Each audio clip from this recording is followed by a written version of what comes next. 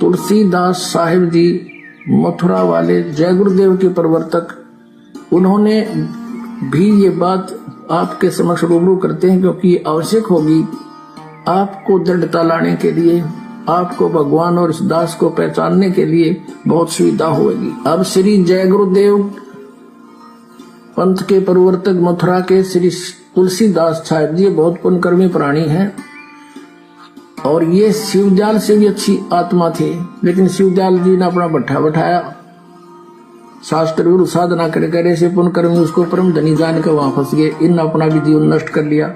सन 1971 में, सन 1954 से पहले से ये सत्संग करा तुलसीदास जय गुरुदेव पंथ का प्रवर्तक मथुरा वाला, और सन 1954 से उस समय इसकी बैटरी फुल थी चार्ज पिछले जन्म की। 1971 में इसने भविष्यवाणी करी इस दास के लिए। 7 सितंबर 1971 को इन्होंने कहा कि वो जो तत्वदर्शी संत है वो अब 20 वर्ष का हो चुका है।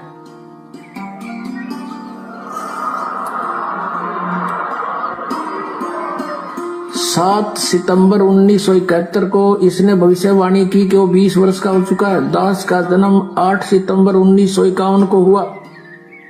7 सितंबर 1971 को पूरा 20 वर्ष का हो चुका था। 8 सितंबर को 21वां वर्ष शुरू हो जाना था। अब देखिएगा, एक पुस्तक है जय गुरुदेव की वाणी भाग 2, ये यहां से छपी है। ये है श्री तुलसीदास जी महाराज संत पर। ये पहला राधा स्वामी पंथ का पहला संत है जो दास लिखता है, नहीं तो सब सिंह लिखे अपने बीच है या ताराचंद लिखे। यहाँ प्रकाशक है दिव्या शर्मा, 88 साकेत कॉलोनी मथुरा में, और यहाँ से प्रिंटेड है। मुद्रक है अर्जेंट प्रिंटर्स, पुराना बस स्टैंड मथुरा। इसकी 59 पृष्ठ से पहले पढ़ेंगे। 28 अगस्त को इन्होंने एक भविष्यवाणी करी थी, ये देखिएगा, ये 59 पृष्ठ है इसका, 59, और ये 28 अगस्त शाकाहारी पत्रिका 28 अगस्त 1971 में इसने कोई भविष्यवाणी की थी कि महापुरुष का जन्म भारतवर्ष के एक छोटे से गांव में हो चुका है और वह व्यक्ति मानव इतिहास का सबसे महत्वपूर्ण व्यक्ति बनेगा। उसे जनता का इतना बड़ा समर्थन प्राप्त होगा कि आज तक किसी को नहीं मिला है। वह महापुरुष नए सिरे से विधान को बनाएगा और वह विश्व के संपूर्ण देशों पर लागू होगा। उसका एक झंडा होगा, उसकी एक भाषा होगी।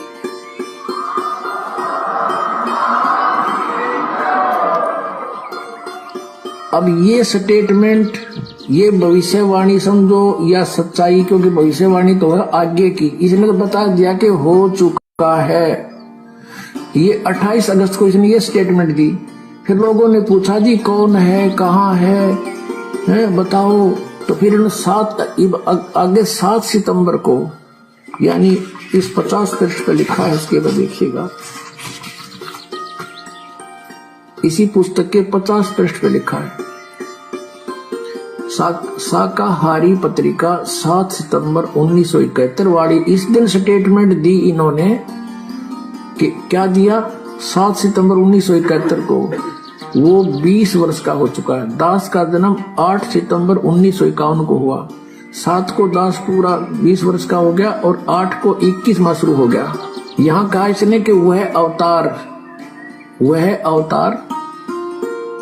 जिसकी लोग प्रतीक्षा कर रहे हैं 20 वर्ष का हो चुका है 7 सितंबर 1971 को।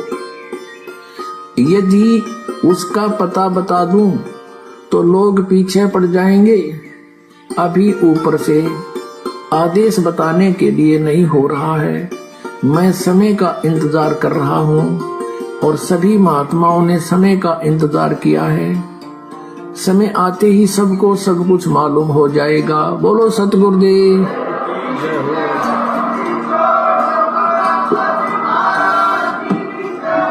सभी प्रसिद्ध लोगों की पड़ताल के बाद यह साबित हुआ कि वो महापुरुष जो विश्व का कल्याण करेगा, वो महापुरुष जिसके ज्ञान से विश्व में शांति आएगी, वो महापुरुष जो कलयुग में सतयुग लाएगा, उस अवतार का नाम है संत रामपाल जी महाराज।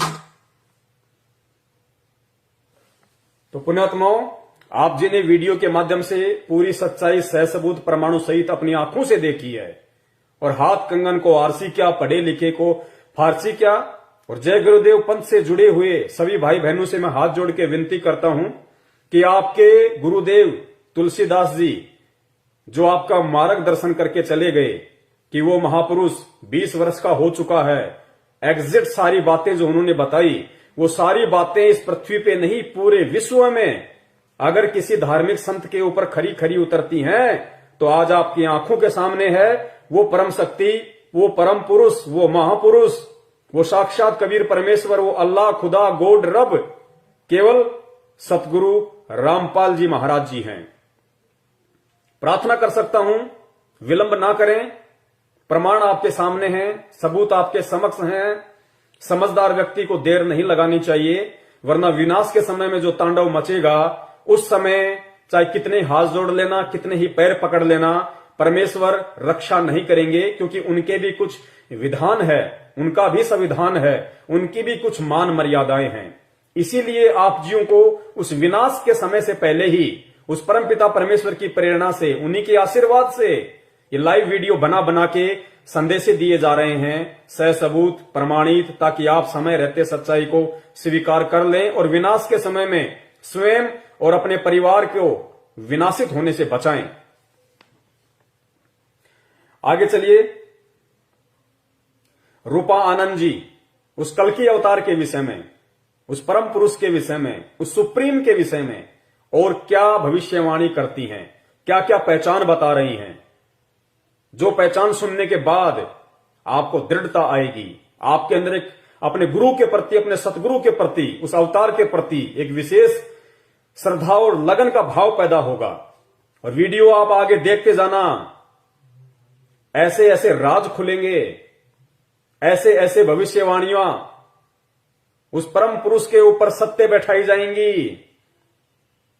वो वर्तमान में जिस स्थिति में हैं, वर्तमान में जहां पे बैठे हुए हैं, उसकी भी भविष्यवाणियां पहले से कर रखी हैं कि जिस समय विनाश का समय नजदीक होगा, वो संत गुप्त रह के किसी एक जगह पे बैठा होगा। वो सारी बातें एज इट इज परमपिता परमेश्वर सतगुरु रामपाल जी महाराज जी के ऊपर ही फिट बैठ सकती हैं। क्यों? क्योंकि वही एकमात्र सुप्रीम है, उसके अलावा किसी दूसरे के ऊपर इन भविष्य वक्ताओं की भविष्यवाणियां फिट नहीं बैठ सकती। तो जगत वालों की तो मैं कह नहीं सकता, लेकिन उनके जो भगत हैं वो एंड तक ये वीडियो देखें और देखने के बाद इसको शेयर भी करते रहें, साथ साथ में हर जगह इसको शेयर भी करते रहे, क्योंकि शेयर करने का भी आपको पुण्य मिलेगा, क्योंकि आप सुप्रीम की सेवा कर रहे हैं, उस परमपिता परमेश्वर के प्रकट होने का संदेशा देश दुनिया में पहुंचा रहे हैं। पृथ्वी पर विनाश और तांडव के समय में लोगों को बचाने के लिए आप संदेशे दे रहे हैं। सुनते जाइए, आंखें फटी की फटी रह जाएंगी। जो लोग उनका जन्मदिन मनाते हैं, जो लोग उनका बोध दिवस मनाते हैं और उनको एक जीव साबित करते हैं, उन लोगों के आंखों से आंसू नहीं सूखेंगे अगर एंड तक वीडियो देख लिया तो, कि हम कितने बड़े धोखे में रहे, कितना बड़ा धोखा उसी परम शक्ति, उसी अवतार, उसी सुप्रीम के परिवार वाले हमें दे रहे हैं। क्योंकि यहां की जो शक्ति है वो कहीं भी नहीं चाहेगी कि सुप्रीम दुनिया के सामने आए, सुप्रीम को लोग जाने, सुप्रीम को लोग पहचाने। इसके लिए जो शैतान है, जो काल है, वो दुष्ट शक्तियों को भी उसी परम सत्ता के आसपास ही जन्म देता है, ताकि जब वो अवतार समय अनुसार अपना ज्ञान प्रचार करे, वो प्रकट होकर अपने मिशन को आगे बढ़ाए, तो उससे जुड़ी हुई आत्माओं को किस प्रकार तोड़ा जाए, किस प्रकार भ्रमित किया जाए, कैसे उन आत्माओं को विश्वास ना होने दिया जाए कि एकमात्र यही वो परम शक्ति है जिसकी तुम शरण में हो। कैसे उनकी मर्यादाओं का खंडन करवाया जाए, कैसी कैसी सूक्ष्म चाल खेलकर उन लोगों को भ्रमित किया जाए। इसलिए मैं निवेदन करता हूं उस परमपिता परमेश्वर सतगुरु रामपाल जी महाराज जी से जुड़े हुए भाई बहनों से कि अगर विश्वास करना है भक्ति मार्ग पे, अगर विश्वास करना है अपने उद्धार के लिए, मोक्ष के लिए, सिर्फ और सिर्फ अपने परम पूज्य सतगुरु देव के ऊपर, और सतगुरु देव जी ने सत्संगों में जो वचन कहे हैं, सत्संगों में जो आदेश दिए हैं, केवल उन्हीं को फॉलो किया जाए। और अगर किसी अपने जैसे व्यक्ति की बात भी माननी पड़े तो बात मानने से पहले यह सुनिश्चित कर लेना, यह नीर खीर का निबेड़ा कर लेना कि अमुक व्यक्ति यदि हमें कोई सलाह या परामर्श दे रहा है भक्ति मार्ग का, क्या वो मेरे परम पूज्य गुरुदेव के ज्ञान से मेल खाता या नहीं खाता है, उनके सत्संगों से मैच करता है या नहीं करता है। अगर करता है तो सहर्ष स्वीकार कीजिए, अगर नहीं करता है तो उस व्यक्ति को तुरंत धुतकार देना चाहिए, उसको अपने से दूर कर देना चाहिए या खुद उससे दूर हो जाना चाहिए, क्योंकि वो काल का एजेंट होगा। वो तुम्हें डुबोएगा, तुम्हें बर्बाद करेगा, तुम्हें कभी भी उस परम सत्ता के संपर्क में नहीं रहने देगा। सुनिए आगे रूपा आनंद जी, परम पूज्य सतगुरु रामपाल जी महाराज जी के विषय में, क्योंकि हम तो यही कहेंगे, क्योंकि एकमात्र वर्तमान समय का जो कल्कि है केवल सतगुरु रामपाल जी महाराज जी हैं। वर्तमान का यदि कोई सुप्रीम है, कोई अवतारी शक्ति है, केवल परम पूज्य सतगुरु रामपाल जी महाराज जी हैं। लेकिन ये भविष्य वक्ता लोग ना समझ पाने के कारण उन्हें किसी और से जोड़ रहे हैं। तो ये अपने अनुसार चलें, हम अपने अनुसार चलें। तो हमारे अनुसार और इनकी सोच आधार से परम पूज्य सतगुरु रामपाल जी महाराज जी के विषय में भविष्य वक्ता रूपा आनंद जी और क्या पहचान बता रही हैं कि उस कल्कि की और क्या क्या पहचान होंगी। सुनिए। ये भी देखना कि कैसा ज्ञान दे रहा है वो, किस तरह का ज्ञान दे रहा है, ज्ञान है भी या नहीं, या फिर सिर्फ बोल देने से कि मैं कल्कि हूं क्या वो हो जाएगा कल्कि? नहीं, वो ज्ञान भी देगा, ऐसा ज्ञान देगा ना कि लोग पागल हो जाएंगे। और ऐसे ऐसे खुलासा करेगा ना हमारे इतिहास को लेके कि लोग पागल ही हो जाएंगे कि अरे यार ये तो मैंने कभी सुना ही नहीं था, ये क्या बात है, नई बात। और वो साबित भी करेगा, सिर्फ बोलेगा नहीं, सिर्फ बोलना उसका काम नहीं होगा, साबित भी करेगा, साइंटिफिकली भी प्रूव करेगा, हर तरह से प्रूव करेगा। अंत में जीत उसी की होगी। नास्ट्रेडमस ने भी यही कहा था, वी फॉर विक्ट्री, वी का निशान, वी है ना, वी का निशान। तो ये कोड है। तो रूपा जी कह रही हैं कि वो जो संत होगा, वो जो कल्कि होगा, वो जो सुप्रीम होगा, उसकी दूसरी पहचान ये है कि वो ऐसा ज्ञान देगा, ऐसा ज्ञान देगा कि लोग सोचने पे मजबूर हो जाएंगे। इतिहास को लेके, इतिहास क्या, धार्मिक सदग्रंथ, वेद, कुरान, पुराण, बाइबल, इन सब को लेके वो ज्ञान देगा, वो रहस्य खोलेगा, वो बातें बताएगा कि लोग सुन के हैरान हो जाएंगे कि यार आज से पहले तो हमने कभी ये सुना ही नहीं, किसी ने बताया ही नहीं। तो इस पूरे विश्व में, इस पूरी पृथ्वी के ऊपर अगर एकमात्र ऐसा कोई वर्तमान में संत है जिसने भारतीय आध्यात्मिकता की काया पलट कर दी, जिसने चारों वेदों को, 18 पुराणों को, उपनिषदों को, मनुस्मृति को, कुरान को, बाइबल को, तौरेत को, जबूर को, इंजिल को, गुरु ग्रंथ साहिब को, सदग्रंथ साहिब को, जितने भी धर्मों के धर्म ग्रंथ हैं या उन धर्मों में अन्य जितने भी छोटे मोटे संत महंत ऋषि मुनि हैं, जैसे दयानंद सरस्वती जी हिंदू धर्म में, और भी बहुत सारे धर्मों में, जाकिर नायक जी मुसलमान धर्म में, जैनियों के महावीर जी के विषय में, कोई भी अगर इस पूरे विश्व में, अगर इस पृथ्वी लोक पे जहां आप और हम रह रहे हैं, और जिस धर्म के जो धर्म ग्रंथ हैं, अगर पूरे विश्व में सार्वजनिक तौर पर टीवी चैनलों पर अगर इन सदग्रंथों की सच्चाई और हकीकत और वो परम शक्ति जिन्हें हम अजन्मा अविनाशी मानते आए हैं, सुनी सुनाई बातों के आधार पे, ब्रह्मा विष्णु महेश जी, दुर्गा जी, देवी देवता, इंद्र जी, उनके विषय में ऐसे ऐसे खुलासे अगर इस पूरे विश्व में, इस पृथ्वी पे, अगर सार्वजनिक तौर पे जिस वेद व्यास जी ने ये ग्रंथ लिखे हैं, उन्होंने भी क्या क्या गलतियां कर दी लिखने में। जिन बड़े बड़े लोगों ने, मनु जैसे लोगों ने वेद लिखे, उन्होंने भी लिखते समय अनुवाद में क्या क्या गलतियां कर दी। और वर्तमान के जो धर्म के ठेकेदार हैं, जो वेदों को सामने रख के अपने भक्तों को सत्संग सुनाते हैं, वो कितना कुप्रचार कर रहे हैं, अध्यात्मता को ना समझ के कितना उल्टा ज्ञान प्रचार कर रहे हैं। गीता जी का जिन लोगों ने अनुवाद कर डाला, हर संत ने लगभग, चाहे निरंकारी हो, चाहे जय गुरुदेव वाले हों, चाहे आसाराम जी हों, कृपालु जी हों, कुछ भी, जिन जिन संतों ने, महंतों ने, जो भागवताचार्य हैं, जिन्होंने गीता जी के इतने मोटे मोटे अनुवाद कर रखे हैं, उन्होंने कितना गुड़ गोबर एक कर रखा है, कितना अपने मनमुखी तरीके से उन संस्कृत के श्लोकों के अर्थों का अनर्थ किया हुआ है। उन गलतियों को भी यदि इस विश्व में पहली बार किसी ने सार्वजनिक किया है, केवल परम पूज्य सतगुरु रामपाल जी महाराज जी।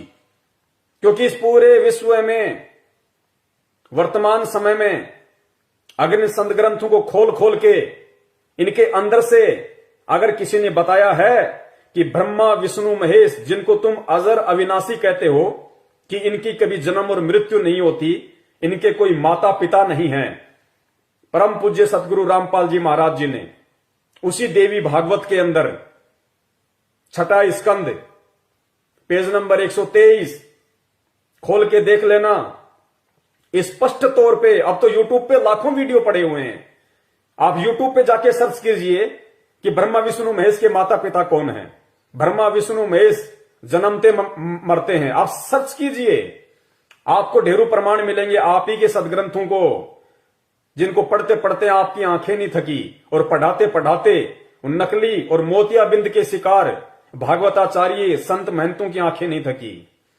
कैसा उल्टा ज्ञान प्रचार कर गए।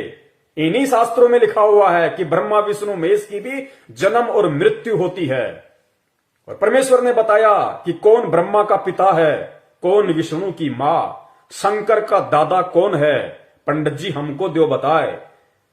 लोग कहते हैं दुर्गा, दुर्गा को लोग माता कहते हैं। दुर्गा अगर माता है तो उसका पति कौन है? अगर उसका पति नहीं है तो सिंदूर क्यों लगाती है, हार श्रृंगार क्यों करती है? तो ये सारे रहस्य कि दुर्गा का पति कौन है, काल भगवान है। कौन ब्रह्मा का पिता है? काल निरंजन, ज्योति निरंजन, जिसको ब्रह्म कहा जाता है।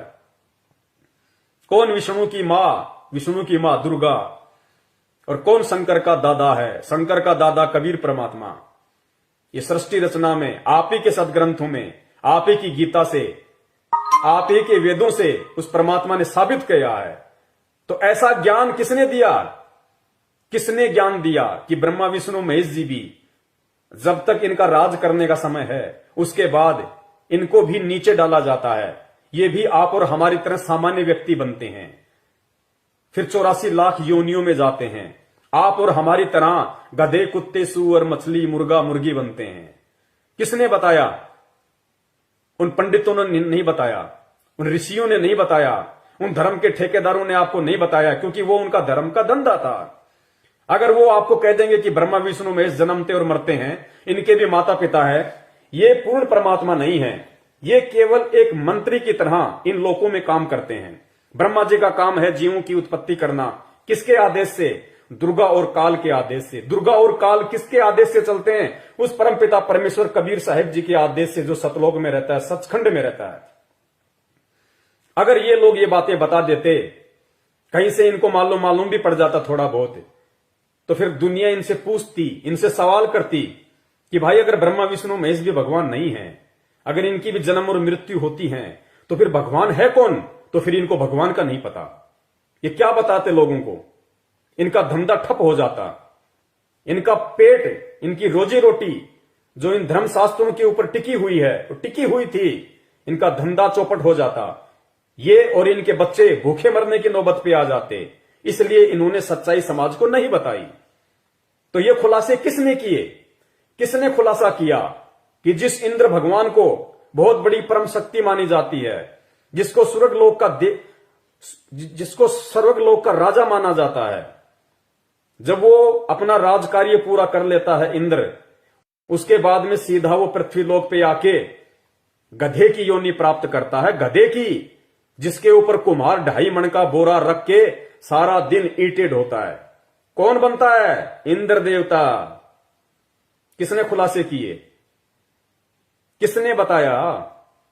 किसने बताया वेदों को खोल के? किसने प्रमाणित किया कि पूर्ण परमात्मा जिसने सारी सृष्टि रची है, ब्रह्मा विष्णु महेश भी जिसके ही पुत्र हैं, उसी की आत्मा है। दुर्गा भी उसी की आत्मा, उसी की बेटी है। दुर्गा से ऊपर जो ब्रह्म है, जो काल भगवान है, जो गुप्त रहता है, किसी के सामने नहीं आता, जो प्रतिदिन 1 लाख आत्माओं का भोजन करता है। हम मरते हैं, हमारे पूर्वज मर गए, कहां जा रहे हैं? लिख दिया जाता है स्वर्गलोक, स्वर्गलोक, स्वर्गलोक। जाते हैं सीधा तपतशिला के ऊपर, भून भून के खाता है। किसने रहस्य उजागर किया? तो ऐसा ज्ञान रूपा आनंद जी की भविष्यवाणी के अनुसार ये रहस्य किसने खोला? किसने कहा कि जो व्यक्ति श्राद्ध निकालेगा, जो व्यक्ति तर्पण करेगा, जो व्यक्ति बरसोदी पितृ पूजा, 13वां 12वां ये सारे पाखंड जो क्रियाएं करेगा, क्योंकि हमें बताई किसने? उन्हीं धर्म के ठेकेदारों ने, जो इन धर्म के ठेकेदार बने हुए थे, इन वेदों के ज्ञाता बने हुए थे, जिन्हें वेदों का भी नहीं पता था।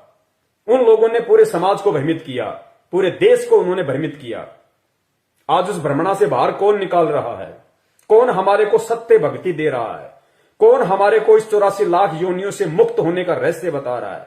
कौन हमारे को वो सत्संग, वो आरती, वो मंत्र दे रहा है, जिनके प्रभाव से हम यहां भी सुखी हो सकते हैं, यहां भी हम सुख प्राप्त कर सकते हैं, और शरीर त्यागने के बाद हम इस 84 लाख इस जन्म मरण के रोग से, जिस रोग से ब्रह्मा विष्णु महेश भी नहीं बच सकते, उस रोग से हमें केवल यही परमपिता परमेश्वर संत रामपाल जी महाराज और इनके द्वारा जो भक्ति मंत्र, जो साधना दी गई है, एकमात्र यही वो हथियार है जो इस काल के जाल को काट सकता है, इस आत्मा का उद्धार, आत्म कल्याण कर सकता है।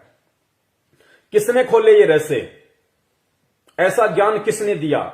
जिसने भी सुना उसकी नसें फट गई कि यार आज से पहले तो हमें ये किसी ने बताया ही नहीं, आज से पहले तो हमने किसी संत महंत बाबा से सुना ही नहीं। हम जिसके भी सत्संग सुनने गए, सामने बैठा, पद्मासन लगाया, माइक हाथ में लिया, रटा रटाया राग, आधा घंटा 1 घंटा आलापा, भक्तों में प्रसाद बांटा, अपने घर पे आ गए। किसने ये ज्ञान दिया कि मंदिर में भगवान नहीं है, मस्जिद में भगवान नहीं है, गुरुद्वारे में भगवान नहीं है? किसने ज्ञान दिया कि मूर्ति में परमात्मा नहीं है? पत्थर की मूर्ति ना सुन सकती, ना देख सकती, ना खा सकती, और तुम चेतन होके, हे प्राणी तू चेतन, तू देख सकता है, तू सुन सकता है, तू खा सकता है, तू महसूस कर सकता है, और वो पत्थर की मूर्ति जो ना सुन सकती है, ना देख सकती है, ना खा सकती है, ना बोल सकती है, तू चेतन होके जड़ के आगे माथा नहीं हो रहा है? तू चेतन होके जड़ के पैरों पे पानी डाल के चरणामृत समझ के पी रहा है। तेरे से बड़ा दुर्बुद्धि इंसान कौन होगा? तुझे भगवान ने क्यों मानुष तन दिया? क्यों 84 लाख योनियों से भिन्न तेरे को ये शरीर दिया परमात्मा ने? केवल अपनी पहचान करवाने के लिए। क्यों तुझे परमात्मा ने शिक्षा दी? इस वर्तमान समय में तुझे पैदा करके परमेश्वर ने तुझे अक्षर ज्ञान क्यों कराया? तुझे शिक्षा क्यों दी? ताकि तू अपने धर्म के इन धर्म ग्रंथों को पढ़ सके, समझ सके, किसी तत्वदर्शी संत की पहचान कर सके, जान सके उसके विषय में, और अपना आत्म कल्याण करवा सके। इसलिए परमात्मा ने तुझे सुंदर मानव दे दी है, तुझे ये बुद्धि बख्शी है उस परमपिता परमेश्वर ने। और तू ये सारी चीजें प्राप्त करके भी एक जड़ के ऊपर, एक पत्थर के ऊपर आश्रित होके बैठा है। तेरा आत्म कल्याण कैसे होगा? तो इस पूरे विश्व में सभी धर्मों के धर्म ग्रंथों को खोल खोल के ये गूढ़ रहस्य जो सतयुग से लेके आज तक किसी ने नहीं बताया, किसने बताया, किसने समझाया? केवल इस कल्कि ने, केवल इस सुप्रीम ने, परम पूज्य सतगुरु रामपाल जी महाराज जी ने। और पूरे विश्व में वर्तमान समय में ऐसा कौन वो एकमात्र संत है, महापुरुष है, जिसने शंकराचार्यों से लेके जितने भी संत महंत हैं जो आध्यात्मिक पद पे विराजमान हैं, उन सबको आध्यात्मिक ज्ञान चर्चा के लिए, इन शास्त्रों पे डिबेट के लिए आमंत्रित किया, उनको निमंत्रण पत्र भेजे, अपने सेवकों के माध्यम से उनके पास संदेश भिजवाए कि भाई आओ, तुम भी संत हो, मैं भी संत हूं। संत का काम समाज सुधारना है, आत्माओं का उद्धार करना है। क्यों ना हम सब एक मंच पे इकट्ठे हो जाएं। तरह तरह के वचन, तरह तरह की विचारधाराएं समाज में जा रही हैं, दुनिया भ्रमित हो रही है। किस संत को अच्छा माने, किसके ज्ञान को अच्छा माने, क्या सही है क्या गलत है, लोग भ्रमित हो रहे हैं। तो एक मंच पे आओ। और गुरुदेव ने कहा कि भाई यदि तुम्हारा ज्ञान सत्य होगा और यदि तुम शास्त्रों में जो बातें तुम बोलते हो कि ब्रह्मा विष्णु महेश कभी जन्मते नहीं, मरते नहीं, इनके कोई माता पिता नहीं, ये तो अजरो अमर हैं, इस बात का यदि इन शास्त्रों में यदि कोई प्रमाण दिखा दोगे तो मैं तुम्हारी बात को मानूंगा और मैं भी तुम्हारा शिष्य बन के तुम्हारी भक्ति करूंगा। और अगर प्रमाण नहीं है और यदि मैं प्रमाण दिखा दूं तो तुम्हारे को मानना पड़ेगा। कोई नहीं आया, कोई भी नहीं आया। डंके की चोट पे परमात्मा ने साधना टीवी चैनल के माध्यम से, अन्य टीवी चैनलों के माध्यम से पूरे हिंदुस्तान के आध्यात्मिक जगत के इन संतों को, महंतों को और यहां तक कि मुस्लिम धर्म के जाकिर नायक जी को खुले तौर पे उस परमपिता परमेश्वर सतगुरु रामपाल जी महाराज जी ने आमंत्रित किया, निमंत्रण पत्र भेजा।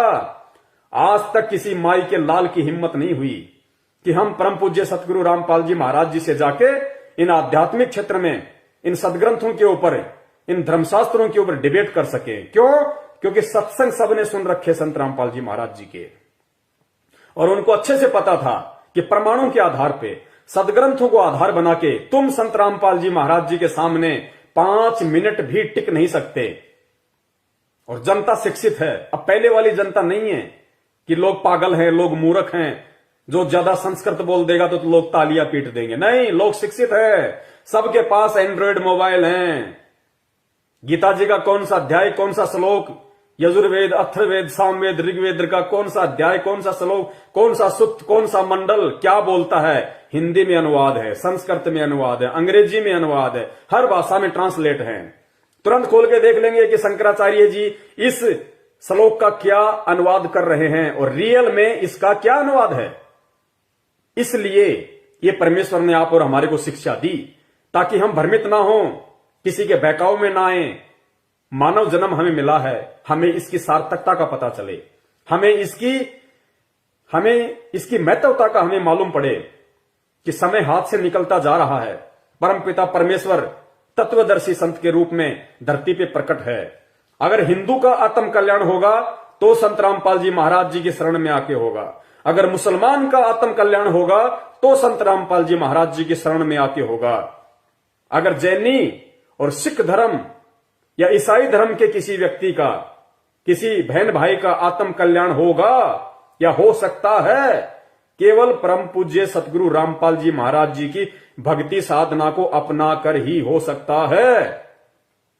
अन्य कोई भी मंदिर, मस्जिद, गुरुद्वारा, पीर, फकीर, मजार ये तुम्हारा आत्म कल्याण नहीं कर सकते। तुम्हें अंत में गधे, कुत्ते और सूअर की योनि में ले जाके छोड़ेंगे। इस बात को गांठ बांध लेना और वीडियो ध्यान से सुनते जाना। तो रूपानंद ने कहा कि वो संत है ना, ऐसी बातें बताएगा, ऐसा ज्ञान देगा कि लोग सोचने पे मजबूर हो जाएंगे।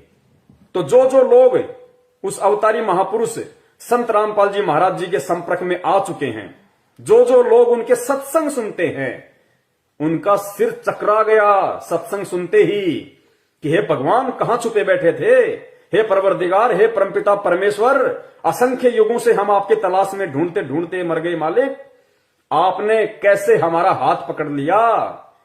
ये ज्ञान आज से पहले कहां छुपा था। हम रोज गीता पढ़ते थे, रोज हम गीता का पाठ करते थे, बहुत सारे संतों की शरण में गए, उनके सत्संग सुने, उन्होंने तो कभी ये बातें जो लिखी हुई है, जो आज हमारी आंखों के सामने, आज हमारी समझ में आ रही है, उन्होंने ना कभी ढंग से पढ़ाया, ना उन्होंने कभी बताया, ना उनको मालूम। हे परमात्मा, हमारे अहोभाग्य। तो ऐसा ज्ञान रूपा आनंद जी अगर इस पृथ्वी पे किसी ने दिया है, इंटरनेट पे सर्च करके देख लेना, संत आसाराम जी के सत्संग करके देख लेना, श्री कृष्ण से ऊपर उनकी बुद्धि नहीं है। निरंकारियों के सत्संग सुन के देख लेना, वो तो भगवान को मानते ही निराकार हैं। अन्य किसी धर्म ग्रंथों वालों के सत्संग सुन के देख लेना, कचरा मिलेगा, कचरा। धर्म के नाम पे, सच्चाई के नाम पे सिर्फ कचरा। सारे के सारे मूर्ति पूजक, उल्टा ज्ञान उनके पास में कुछ नहीं। तो सर किसने चकराया? संत रामपाल जी महाराज जी ने ज्ञान देके और भगत का सर चकरा दिया कि परमात्मा अहोभाग्य, आज से पहले ना सुना ना देखा। सब लोग यही रट्टा रट रहे थे, ब्रह्मा विष्णु महेश से ऊपर कोई नहीं, उनसे ऊपर कोई नहीं। अरे उनसे ऊपर तो बहुत हैं, उनसे ऊपर तो उनकी माता दुर्गा है। दुर्गा से ऊपर दुर्गा का पति काल भगवान है, ज्योति निरंजन, जिसको ब्रह्म बोलते हैं, जो 10वें द्वार पे बैठा रहता है। उससे ऊपर अक्षर पुरुष है। गीता जी अध्याय नंबर 15 श्लोक नंबर 17, 2 इमो पुरुष च लोक उत्तम पुरुष तू अन्य परमात्मा इति उधारते। इन सदग्रंथों के श्लोकों का, इन शास्त्रों का ये गुप्त भेद, गुप्त रहस्य किसने बताया इस पृथ्वी पे? केवल परम पूज्य सतगुरु रामपाल जी महाराज जी ने। अब आप एक बात बताइए, कल्कि कह रहे हैं कि जो कल्कि कलयुग के एंड में आना है, अरे वो तो ये खुद कहते हैं कि सफेद घोड़े पे आएगा, हाथ में उसके तलवार होगी। अरे जिसके हाथ में तलवार होगी उसके ज्ञान का क्या लेना देना उसको? वो तो लोगों का सत्यानाश करेगा कल्कि। तो वो तो जो अधर्मी आत्मा होंगी उनको कोई सत्संग सुना सुना के थोड़े ना कोई बदलेगा। सत्संग तो उनके आसपास ही नहीं है।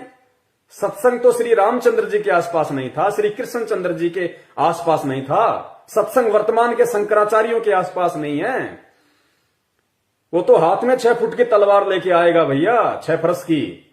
वो तो गाजर मूली की तरह काटेगा। उसका काम ही केवल यही होगा, इसीलिए आएगा वो ज्ञान देने नहीं आएगा, वो सत्संग सुनाने नहीं आएगा। अरे जो विष्णु जी के लोक से आएगा, जिसकी बुद्धि विष्णु जी से ऊपर नहीं है, जो सतयुग में भगवान विष्णु का पुजारी था, वो विष्णु से ऊपर किसको मानेगा? और उसकी शरण में आके तुम कौन सा अपना आत्म कल्याण करवा लोगे? जो हाथ में तलवार लेके आएगा वो तो काट के ही कल्याण कर सकता है। तो मानव शरीर से काट दिया तो अगला जन्म गधे का तैयार है, सूअर का तैयार है, फिर तेरे को कसाई काटेगा। तो आत्मा का उद्धार केवल परम संत की शरण में आने से होगा। तो इन भविष्य वक्ताओं की भविष्यवाणियां क्या कहती हैं, ये खुद क्या बोलते हैं? अब इन भविष्य वक्ताओं की जो बुद्धि है, जो दृष्टि है, वो टिकी है विष्णु अवतार कल्कि के ऊपर, और बातें कर रहे हैं ज्ञान की कि ऐसा ज्ञान देगा, ऐसी ऐसी बातें बताएगा। अरे कल्कि और ये ज्ञान 36 का आंकड़ा है ज्ञान का, और कल्कि भगवान का ज्ञान उनके आसपास भी नहीं होगा भैया। तो इनकी बुद्धि भ्रष्ट है, इन भविष्य वक्ताओं की। इनको खुद नहीं पता कि है क्या। ये तरह तरह के लोगों की भविष्यवाणियां सुन के अपने वीडियो बना बना के यूट्यूब पे डाल रहे हैं, देश दुनिया को भ्रमित कर रहे हैं। तो सच्चा रहनुमा, वो सच्चा परमात्मा, वो सत्य कल्कि अवतार वर्तमान का, कलयुग का अवतार केवल परम पूज्य सतगुरु रामपाल जी महाराज जी हैं, जो इनकी प्रत्येक पहचान के ऊपर सोने की तरह खरे उतर रहे हैं। ये आप जी खुद नोट करते जाना, खुद अपनी आंखों से देखते जाना, विचार करते जाना। मेरा मकसद किसी की बुराई या निंदा करना नहीं है, और ना मैं किसी की बुराई निंदा कर रहा हूं, ना मैं किसी की कर सकता। लेकिन परमेश्वर की वाणी है, मालिक की एक वाणी है कि साचा शब्द कबीर का प्रकट किया जगमाही, और जैसे को तैसा कहे सो तो निंदा नहीं। सत्य को सत्य कहना निंदा नहीं होती, लोगों का जीवन सत्यानाश होने से बचाना है।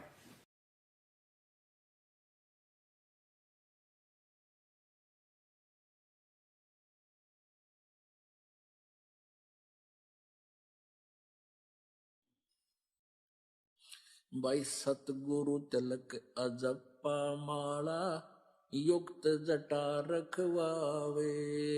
सतगुरु तिलक अजप्पा माला युक्त जटा रखवावे। जत को पीन सत का चोला भीतर बेख बनावे। जब कोई राम भगत गत पावे हो जी। जब कोई राम भगत गत पावे हो जी।